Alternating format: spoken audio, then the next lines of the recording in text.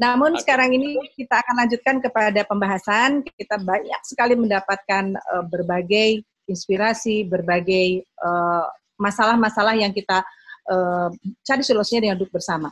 Ini kita berikan kesempatan dulu sebelum ke pembahas, karena Pak Hadianto akan ada rapat lanjutan dengan Bu Menteri. Pak Hadianto, ada beberapa pertanyaan, terutama yang terakhir itu yang tadi mungkin curhatan dari Pak Gubernur mengenai pemberian bantuan tersebut berbasis desa.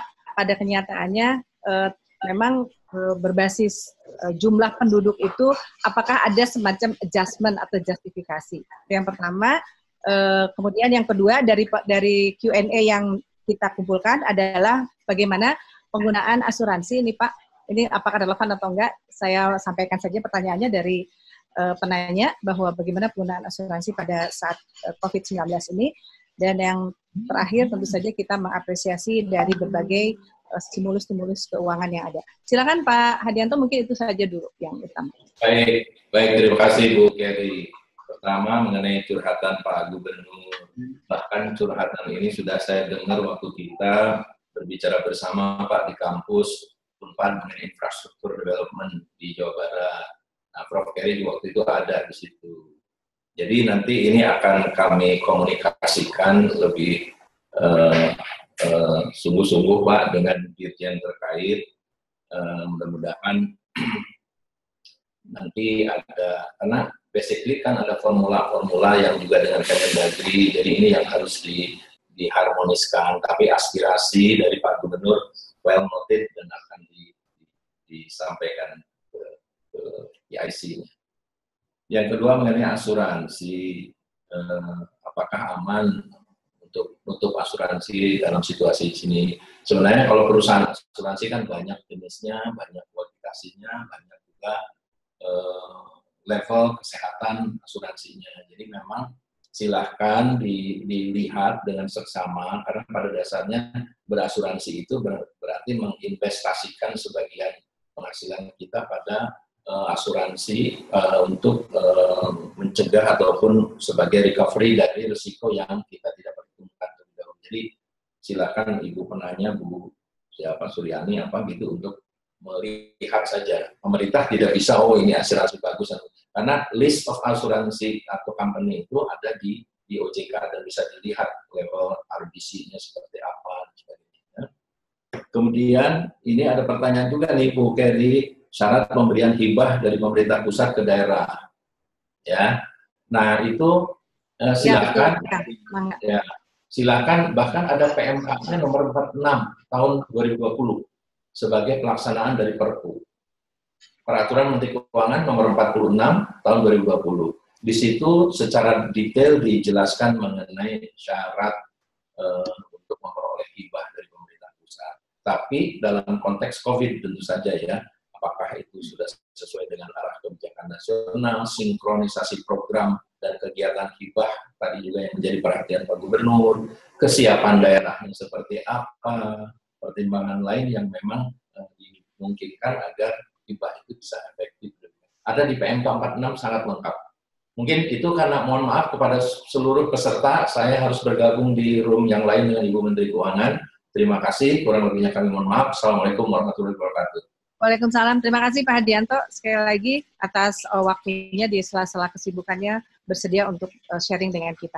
Nanti di webinar series yang lain kita akan lanjutkan, mungkin mendapatkan waktu yang lebih panjang untuk kita diskusi tentang Perpu ini. Hatur nuhun, salam untuk semua di Kementerian Keuangan dan Menteri. Nuhun pisan. Ya, terima kasih Pak. Selanjutnya tadi disampaikan oleh Pak Bupati bahwa ada dukungan dari Telkomsel. Nah, saat ini kebetulan ada Direktur Telkomsel yang memang menjadi pembahas ataupun juga mungkin ingin menyampaikan dukungan lain, baik itu ke Unpad ataupun juga ke Sumedang ataupun juga ke pemerintah provinsi. Silakan Pak Irfan, mungkin disampaikan tadi bahasan dari yang tadi, kemudian bagaimana kira-kira sinergi dari Telkomsel dalam hal ini untuk mendukung percepatan penanganan COVID-19. Enggak, Pak Irfan. Terima kasih Bu Keri. Saya giliran yang pertama ya. Ya, karena nyambung dengan yang Pak Bupati tadi. Oh ya, baik. Assalamualaikum warahmatullahi wabarakatuh. Pak Gubernur Jawa Barat, Kang Emil, Pak Bupati Sumedang, Kang Doni, dan semua yang ada di sini, Kang Buki, Pak Yogi, dan lain-lain semuanya. Kesempatan yang baik untuk saya dan apresiasi yang tinggi sudah bisa bergabung di sini. Memang sejak adanya wabah COVID ini, sektor telekomunikasi menjadi sangat sentral perannya gitu ya. Ini sangat kelihatan kalau kita lihat dari traffic yang kita ada. Biasanya itu traffic Telkomsel itu dikonsum oleh empat kelompok. Kelompok pertama itu adalah edukasi, kelompok kedua itu adalah meeting gitu ya, conference, kelompok ketiga adalah e-commerce, dan kelompok keempat itu adalah ride hailing seperti Gojek. Dari keempat itu kelihatan 3 mengalami kenaikan yang cukup signifikan, kecuali ride hailing. Jadi ya ini menunjukkan bahwa memang seperti tadi disampaikan oleh Pak Gubernur gitu ya, dengan adanya kebijakan PSBB ini, itu memang orang tidak keluar rumah gitu. Orang tidak keluar rumah, orang stay di rumah demi menjaga kesehatannya. Nah, dari fenomena semacam ini, tentu kebutuhan telekomunikasi itu meningkat sangat tajam. Di sektor edukasi misalnya, di sektor edukasi kita melakukan program learning distance. Pada saat ini sudah ada 188 universitas yang bekerja sama dengan kita. Dan Unpad termasuk salah satu yang penggunanya itu lumayan tinggi. Sekitar 30% itu mahasiswa Unpad itu menggunakan platform learning distance yang disupport oleh Telkomsel. Lalu di conference atau di meeting yang ini hubungannya dengan work from home, ini juga mengalami suatu lonjakan yang luar biasa. Hampir 300% lonjakan di sini. Jadi kelihatan bahwa di sini orang sudah mulai bekerja dengan cara yang baru, bekerja dengan cara yang lebih digital yang tadi disebutkan oleh Pak Bupati ya, dengan salah satu aplikasinya adalah Markona gitu ya. Terus orang juga karena dia nggak bisa keluar, banyak orang pesen online shopping gitu ya, atau e-commerce. Di sini saya di rumah juga mengalami, ternyata saya mendapatkan paket jauh lebih sering daripada hari-hari biasa gitu ya. Jadi ada yang pesan makan, ada yang kirim makan, dan sebagainya, dan sebagainya. Untuk Provinsi Jawa Barat, kami juga pernah dikontak oleh Kang Arfi gitu ya, dari tim akselerasi pembangunan, bagaimana kita bisa membantu Provinsi Jawa Barat di dalam mencegah penyebaran COVID. Tadi Kang Emil sudah menyatakan bahwa yang namanya COVID itu adalah penyakit, apa istilahnya itu, penyakit yang karena berkumpul. Ada kerumunan gitu ya, penyakit kerumunan. Nah, Telkomsel bisa membantu ini dengan memberikan satu informasi seberapa banyak sebetulnya masyarakat pengguna Telkomsel itu yang berkerumun di satu tempat. Nah, ini sebetulnya bisa memberikan informasi kepada pemerintah untuk mengambil satu keputusan atau membuat satu policy di dalam social distancing, physical distancing, dan lain-lain. Karena akan kelihatan, oh ternyata di sini ini lagi banyak orang berkumpul. Memang tidak semua masyarakat Jawa Barat itu menggunakan Telkomsel, tapi at least Telkomsel punya market share yang paling besar. Jadi kalau misalnya, ya rasanya kalau dengan market share sekitar 46%, hal itu sudah cukup mewakili untuk itu. Tapi all in all sebetulnya adalah apa yang kita lakukan di sini adalah untuk mensupport dua hal. Yang pertama itu adalah bagaimana kita bisa mensupport pemerintah di dalam safeguarding life, jadi menyelamatkan nyawa. Itu yang pertama.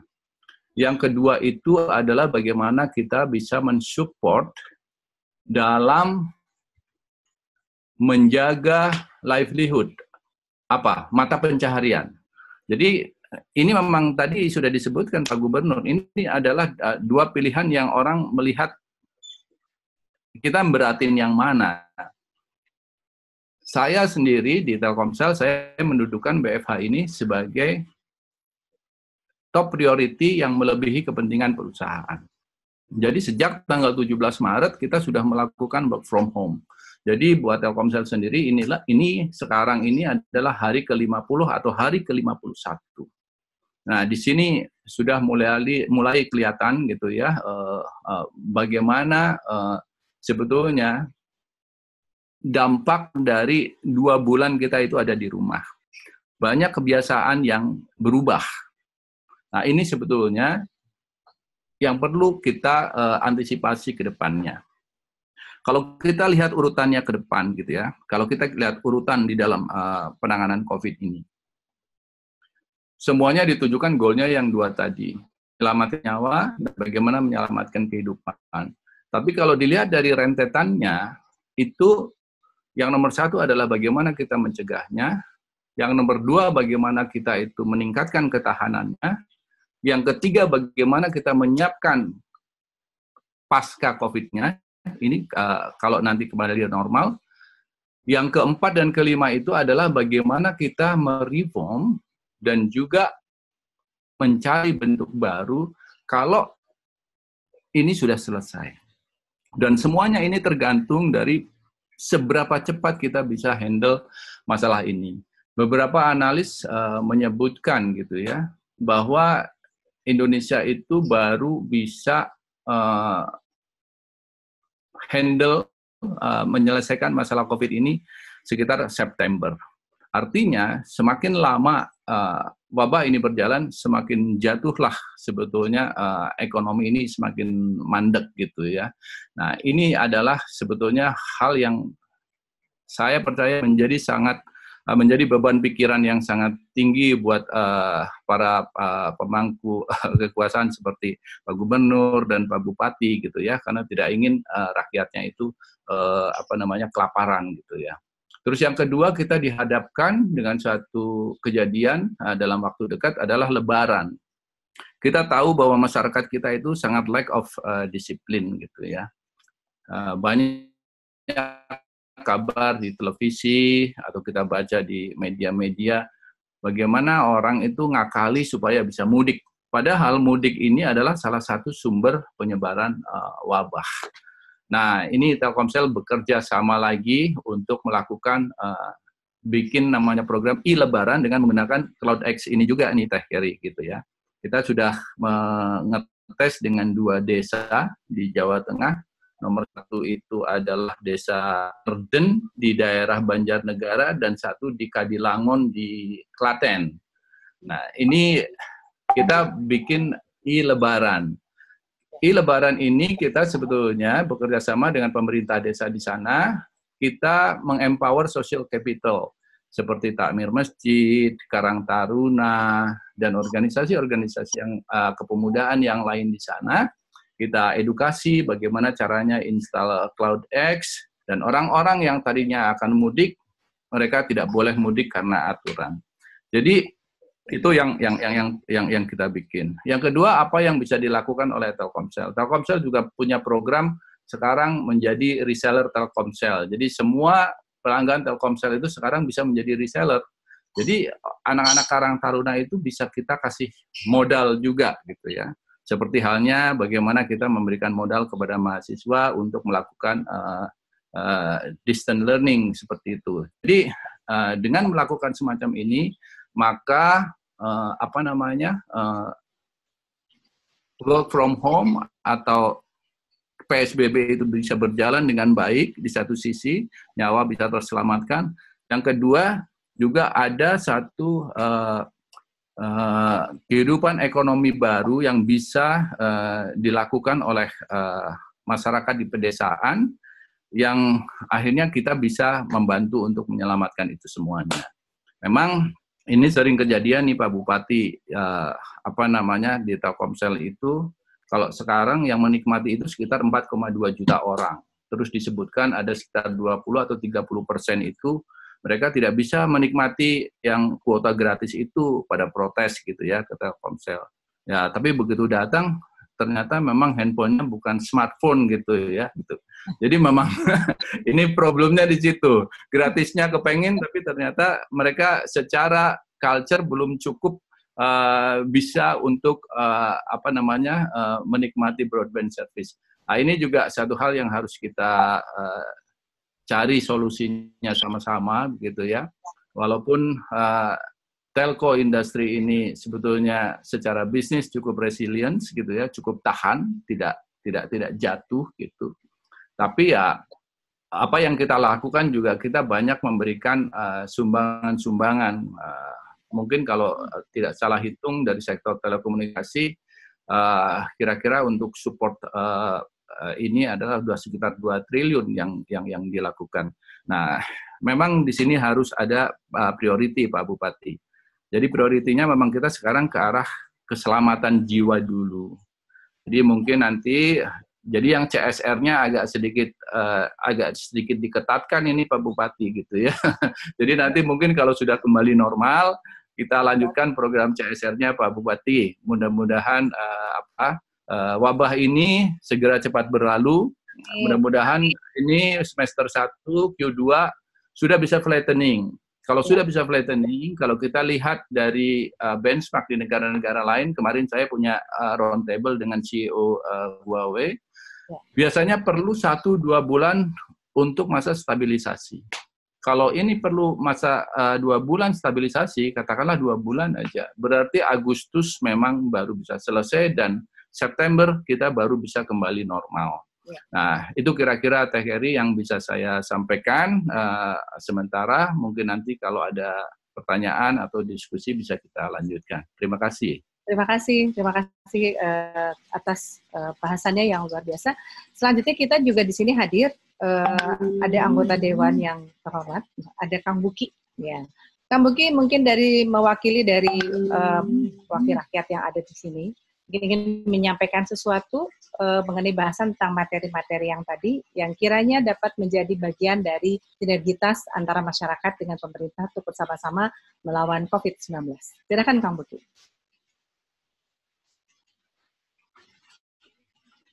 Di-unmute dulu. Yang saya hormati Pak Gubernur, Kang Emil, Kang Irfan, Kang Doni, juga para pembahas, Ibu Bapak sekalian yang saya hormati. Tadi saya kira Pak Doni dengan Pak RK ini ngecun banget gitu ya. Jadi sudah sangat sinkron. Mudah-mudahan seluruh kepala daerah di Jawa Barat itu, Bupati Wali Kota itu juga sama gitu kan. Sehingga dalam penanganan COVID ini di Jawa Barat bisa lebih tertib dan berjalan lebih baik lagi. Cuman di tataran itu saya kira Pak Gubernur juga kita sering ketemu, jadi saya kira sudah tidak ada masalah dengan apa yang tadi dipaparkan. Tinggal di level di bawah Bupati Wali Kota memang masih terjadi distorsi informasi sebetulnya gitu. Di level kepala desa, lurah, sehingga sampai ke bawahnya RW RT. Sehingga kemarin masih ada berita bagaimana ketua RT ditonjok oleh masyarakat gitu kan gara-gara bantuan sembako, kemudian masih ada kepala desa yang mengeluhkan datanya masih carut-marut. Di desanya ada nama-nama dusun tapi tertera nama dusun-dusun tapi bukan dusun-dusun di desanya gitu loh, kurang lebih. Itu terjadi di Kerawang, Pak. Saya kira saya setuju Pak Gubernur maupun Pak Bupati tadi ujung-ujungnya kan menyampaikan soal modal sosial. Bahkan Pak Bupati Kang Doni tadi menyampaikan orkestrasi modal sosial. Nah, kalau bicara orkestrasi gitu kan, sebetulnya kenapa sih orkestra itu bisa harmonis gitu? Karena musisi memainkan instrumen di orkestra itu mereka on part. Jadi mereka membaca partitur tertib dengan membaca simbol-simbol, kapan harus keras, kapan harus pelan, kapan harus cepat dan sebagainya. Tidak boleh ada satupun pemain yang berimprovisasi. Itu itu kenapa orkestrasi sering dipakai sekarang dalam dalam ilmu sosial, dalam pemerintahan dan sebagainya. Jadi intinya itu. Lalu orkestra itu kan terdiri dari bermacam instrumen, dikelompok-kelompokkan, ada instrumen gesek, ada tiup, perkusi dan sebagainya, dipimpin oleh satu orang koordinator, kemudian bermuara kepada yang namanya konduktor. Jadi saya kira gambaran penanganan COVID secara dengan gambaran orkestrasi itu kurang lebih seperti itu. Oleh karena itu saya menyambut baik bagaimana tadi Pak Doni itu sudah sangat sinkron dengan Pak Gubernur. Nah kemudian karena tadi bicara ujung-ujungnya memang ini masalah sosial, saya kira saya ingin mengingatkan saja bahwa dalam rangka stabilitas sosial dalam dalam peristiwa sekarang ini, saya ingin mengingatkan bahwa stabilitas sosial itu apa sih gitu?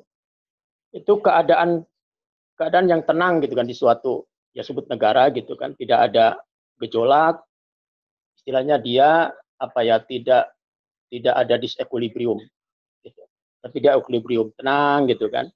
Nah, kalau dikaitkan dengan pandemi tentu adalah bagaimana pemerintah bisa menjaga agar roda ekonomi itu tetap terjaga serta terpenuhnya kebutuhan dasar masyarakat. Jadi tadi disebutkan juga kan masyarakat tidak boleh lapar dan sebagainya. Nah, terkait dengan lapar ini saya ingin kembali menceritakan bagaimana penelitian dari psikologi tentang terhadap tikus gitu ya. Tikus 2 pasang ditaruh di satu kotak, dikasih makan 1 porsi. Dan tiap hari tidak berubah, makanan itu hanya 1 porsi. Nah ketika makanan berlebih, 2 pasang tikus itu badannya gemuk-gemuk, bulunya lalucir gitu. Nah lama-lama tikus itu beranak pinak, makanannya tidak bertambah. Ujung-ujungnya makanan itu jadi kurang. Tikus mulai kurus. Nah mulai di sana muncul perilaku menyimpang, karena tikus semakin banyak, makanan makin kurang. Ada tikus yang kelaparan, ada tikus yang melamun, ada tikus yang garuk-garuk atau menggigit-gigit dirinya sendiri, ada tikus yang menggigit tikus orang lain, ada tikus yang memperkosa tikus, kemudian ada tikus yang bunuh diri, dan lain sebagainya. Jadi ketiadaan makanan itu berdampak kepada penyimpangan perilaku. Nah, sekarang kita lihat di berita-berita, walaupun entah ini signifikan atau tidak, bagaimana kejahatan-kejahatan kriminal itu berkembang gitu kan. Orang makin nekat. Karena intinya sebetulnya ketiadaan makanan itu. Ini indikasi.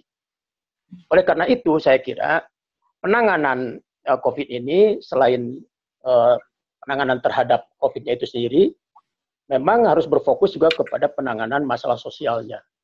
Ya. Oleh karena itu tidak heran kalau anggaran tadi penanganan sosial itu kan lebih besar daripada penanganan kesehatannya. Di Jawa Barat mungkin hampir 4 kali lipat. Nah, tapi apakah harus berhenti di bansos itu? Tentu tidak.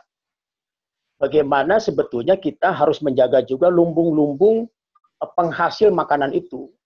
Nah, ini memang belum terlihat mengemuka. Bagaimana kita ada strategi ketahanan pangan gitu kan.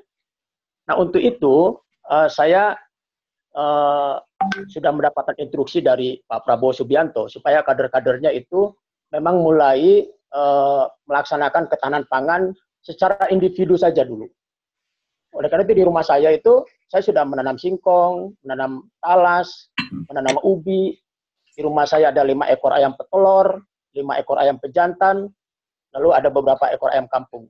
Awalnya teman-teman saya senyum-senyum dengan apa yang saya lakukan, tapi setelah mereka lihat ayam saya bertelur, mereka terkagum-kagum. Di rumah saya sudah nggak beli telur walaupun cuma 5 ekor. Gitu. Nah, saya kira langkah-langkah ini penting untuk mengajak masyarakat bukan saja melakukan solidaritas terhadap apa yang terdampak atau yang terpapar terdampak COVID, tetapi juga bagaimana sama-sama membangun ketahanan pangan, kemandirian pangan sejak individu, keluarga, hingga naik ke masyarakat, hingga naik ke negara. Saya kira kasus COVID ini menjadi momentum juga untuk kita, bangsa Indonesia, untuk bisa hidup lebih mandiri. Dibangun sejak individu, keluarga, masyarakat. Kalau individunya kuat, keluarganya akan kuat. Kalau keluarga kuat, masyarakat akan kuat. Kalau masyarakat kuat, pasti negara juga kuat. Luar biasa. Jadi filosofinya menurut saya seperti itu. Nah, kemudian juga dampak sosial lainnya ada. Misalnya dengan tadi Pak Irfan juga menyebutkan 2 bulan di rumah itu kan banyak yang berubah. Ada kultur-kultur kerja yang berubah dan sebagainya. termasuk juga perilaku masyarakatnya, Pak. Jadi misalnya ada berita tingkat kehamilan sekarang meningkat. Jadi karena terlalu lama di rumah, signifikan banyak orang yang signifikan. Saya kira karena di rumah nggak ada hiburan lain kecuali main handphone dan sebagainya. Setelah itu apalagi gitu kan. Jadi negatif COVID tapi positif ya Pak ya? Wah, ada terjadi banyak yang positif. Jadi saya kira ini kan sudah banyak korbannya. Iya, korbannya sudah banyak.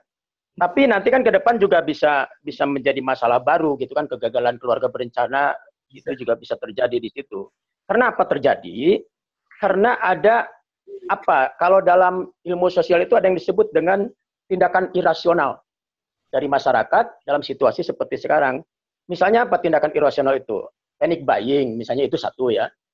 Kemudian pinjam uang dari rentenir atau dari bank-bank online itu. Termasuk juga meyakini pencegahan dengan yang belum terbukti secara ilmiah. Misalnya kan ada yang rebahan di rel kereta api gitu kan, itu diyakini itu bisa mencegah COVID katanya gitu. Termasuk juga tadi sering melakukan hubungan seks suami istri itu katanya bisa mencegah COVID. Oleh karena itu gak heran kalau ada terjadi banyak kehamilan. Nah, metode pengobatan yang metode seperti yang irasional itu pasti tidak ada dalam rumus Teh Carey sebagai guru besar farmakologi gitu ya.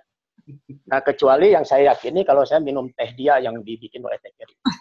Itu karena sudah melalui penelitian ilmiah gitu ya.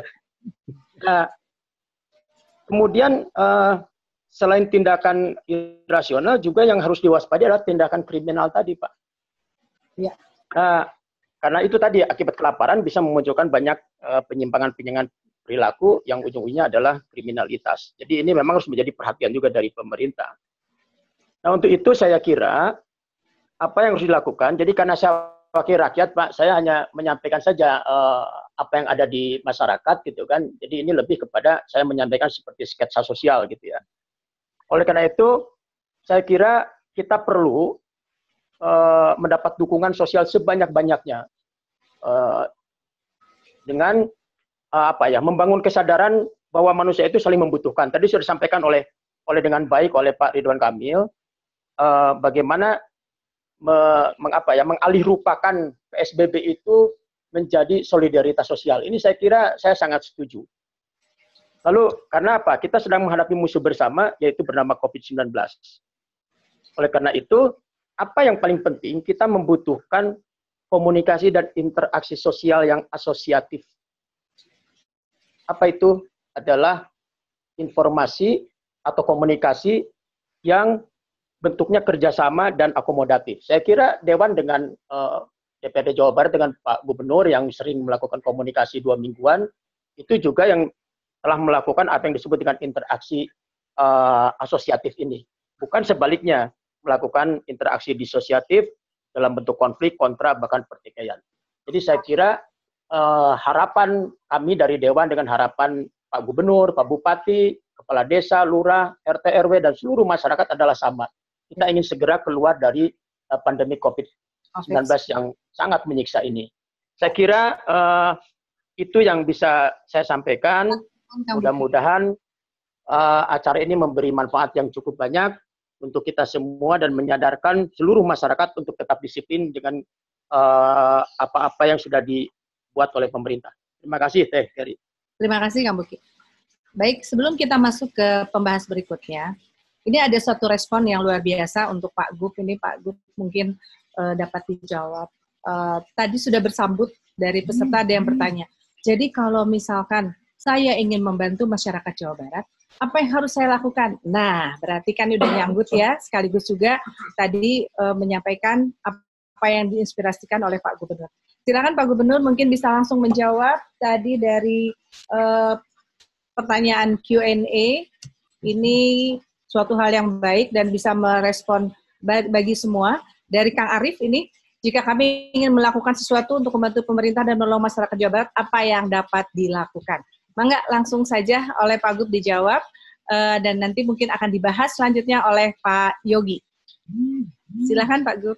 Ya, terima kasih Prof. Carey. Saya bicara syariat dulu. Saya kira lebih mulia tangan di atas daripada tangan di bawah. Ya, itu harus kita sepakati. Saya berdoa semuanya masuk kelompok tangan di atas. Saya sangat sedih dari 25% yang tangan di bawah meningkat menjadi 63%. Oleh karena itu saya gunakan juga para ulama untuk menguatkan semangat kejuangan kita agar hidup mandiri. Nah, salah satunya kami kemarin juga sudah tanda tangan dengan PT Pegadaian, Perum Pegadaian, agar warga jangan langsung minta bansos, coba berjuang dulu untuk mandiri dengan memaksimalkan asetnya. Kalau digadaikannya 1 juta, tidak ada bunga selama 3 bulan, mudah-mudahan setelah COVID selesai bisa yang digadaikan kembali oleh kebangkitan ekonomi. Nah, membuat pertolongan itu dari mulai tadi, kalau bisa menjadi manusia yang bermanfaat, itu yang paling mulia. Kalau tidak bisa bermanfaat, minimal jadi manusia yang menyenangkan. Kalau tidak bisa jadi manusia yang menyenangkan, minimal tidak jadi manusia yang menyusahkan, kira-kira gitulah ya urutannya. Nah, kalau punya waktu, gabunglah menjadi relawan, daftar di Pikobar, ada namanya pendaftaran relawan.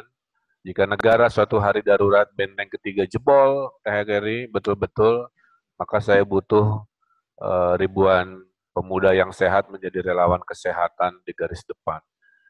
Tapi tadi berita baiknya malah rumah sakit kan turun. Kalau Anda punya ilmu tadi, saya pengen tahu apakah ada obat. Dulu Kina kan juga sudah berproses di berbagai negara dengan ilmu PCR, Bio Farma bisa bikin, rapid test bisa bikin di Bandung, harga ventilator dari 500 juta bisa turun hanya 10-15 juta di PT DI, PT Pindad. Itulah orang-orang yang menyumbangkan dengan ilmu. Kami dapat data dari ahli statistik bagaimana skenario kalau cuma PSBB-nya 1/4, PSBB-nya setengah, dan PSBB penuh. Itulah kenapa sekarang diambil keputusan itu oleh sumbangan orang berilmu agar kita bisa PSBB full. Nah, di situasi darurat ini kan ada 2 tahap tadi, darurat kesehatan dan darurat ekonomi. Karena sudah masuk ke darurat ekonomi yang cost-nya lebih besar, maka kami berharap semua bisa membantu. Kalau dia punya harta berlebih, itu sumbangan dengan hartanya. Contohnya Yayasan Buddha Suci. Dari 100% alat tes, itu 70% justru dikasihnya oleh yayasan kelompok orang-orang Buddha yang kebetulan hari ini adalah Hari Raya Waisak, kami mengucapkan Hari Raya Waisak. Ini kelompok Yayasan Buddha ini menyumbangkan 2/3 dari 90.000 rapid test itu oleh mereka. Mereka menyumbangkan ventilator juga. Jadi kelompok yang bantu dengan harta ini, kalau di miliar-miliar mungkin udah lebih dari 20 miliar membantu Jawa Barat. Nah, itu kepada mereka yang punya keluangan harta. Kalau hartanya masih berlebih tapi terbatas, minimal tadi di Bogor sudah ada program satu keluarga asuh mengasuh satu keluarga miskin. Jadi tadi yang bertanya bisa mengambil satu keluarga selama 4 bulan untuk diasuh sembakonya, lalu dikalikan 1 juta keluarga mampu mengasuh 1 juta keluarga tidak mampu, itu akan sangat membantu. Pertanyaannya, di situasi darurat seperti ini, idealnya tidak semua harus di-IO-kan oleh negara, ya, diatur programnya di-matchingkan oleh negara, tapi kalau memang tidak ada, di Pikobar juga ada aplikasi namanya donasi untuk menyumbang. Ya. Kami juga sudah memotong penghasilan para PNS di lingkungan pemerintah Provinsi Jawa Barat, Bu Keri, total hari ini sudah 7 miliar terkumpul, yang akan kami belikan sembako dan lain-lain, menandakan para PNS pun, termasuk saya, selama 4 bulan potong penghasilan sebagai gestur apa yang bisa kita lakukan. Jadi poinnya itu. Nah, jadi satu poinnya adalah itu bagian dari syariat agama. Poin kedua adalah bagian dari bela negara, karena situasi ini lagi perang. Kalau perang zaman dulu kita membakar rumah Bandung Lautan Api dulu demi tidak direbut oleh penjajah, menyumbang sembako buat para perjuangan, bukan meminta, malah memberi, kan kira-kira begitu. Nah, harapan saya tadi solidaritas sosial dan semangat bela negara supaya menang perang, kita semua berkorban. Semua juga susah, ya. Kalau dibedah batin saya juga, saya sedihnya luar biasa, karena saya dalam posisi melihat semua di kesusahan ini ada berkumpul di simpul kepala gugus tugas. Nah, oleh karena itu saya kira itu banyak cara, bisa formal, informal, yang penting mari semangat. Kalau semua berpikiran sama, kita juga akan bangkit bersama-sama lagi. Atur nuhun tadi masukan dari Kang Buki, dari Telkomsel, dari semuanya. Tadi Telkomsel juga bisa kita gunakan melacak orang-orang ODP, bisa tidak tertib karantinanya 14 hari, itu bisa dilacak oleh HP. Kita juga mengukur kepadatan lalu lintas juga pakai Waze, yang ujung-ujungnya juga pakai HP dan lain sebagainya. Saya kira itu, Bu Keri, terima kasih.